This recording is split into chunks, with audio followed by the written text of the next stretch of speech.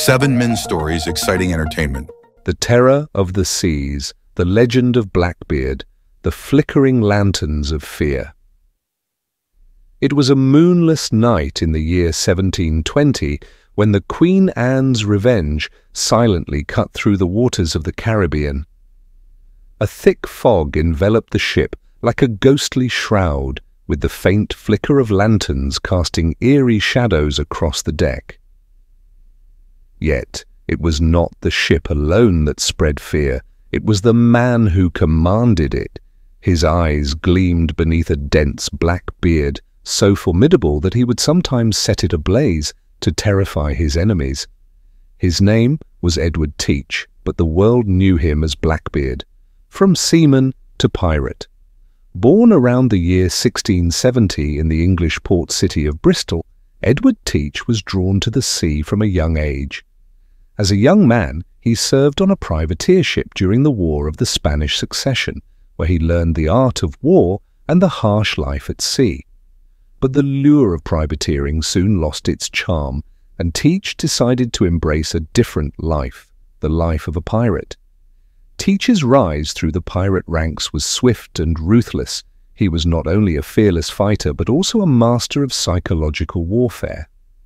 He knew how to instill fear and used this skill to earn the reputation as the most dangerous pirate in the Caribbean.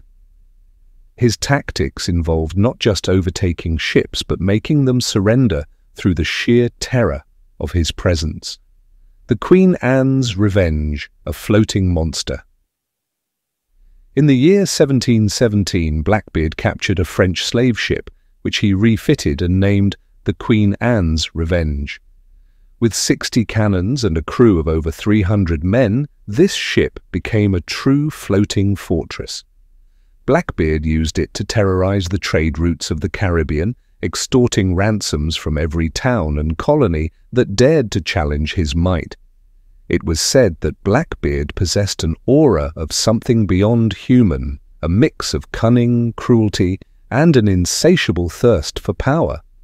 He led his men not through brute force alone, but through charisma and an almost supernatural presence.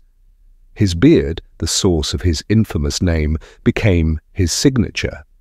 Often he would weave slow-burning fuses into it, lighting them before battle, creating a smoky, demonic visage that struck fear into the hearts of his enemies. The Blockade of Charleston, a bold move. One of the most notorious episodes in Blackbeard's career was the Blockade of Charleston in May of 1718. With several ships, he surrounded the harbor of the wealthy South Carolina city, taking several prominent citizens hostage. But it wasn't gold or silver that Blackbeard demanded. He asked for a chest full of medicine.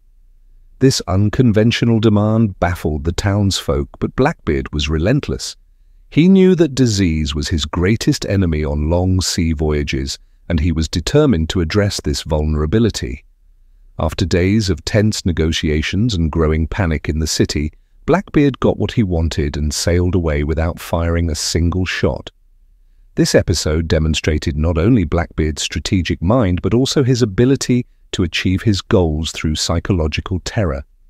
For the people of Charleston, he was more than just a pirate. He was an unpredictable monster whose power extended beyond mere physical violence, the fall of the most feared pirate.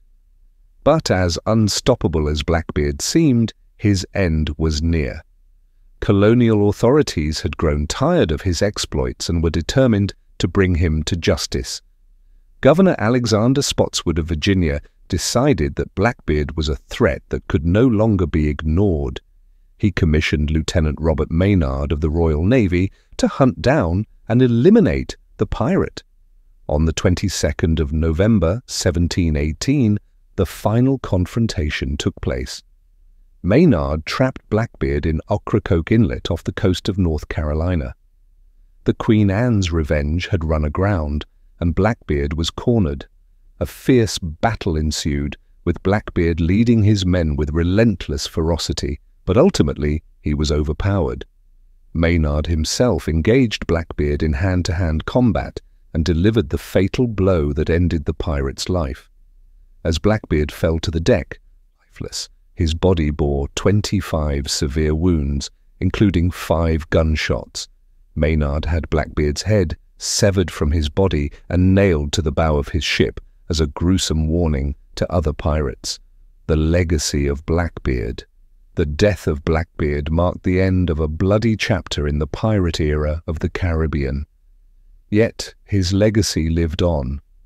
Tales of his cruelty and his terrifying appearance made him a legend. To this day, he remains one of the most famous and feared figures in pirate history. Blackbeard was more than just a pirate. He was a master of theatrics who understood how to use fear as a weapon. His name and image have been etched into the collective memory, and he will always be remembered as the terror of the seas. Feel free to follow this channel to avoid missing any new content.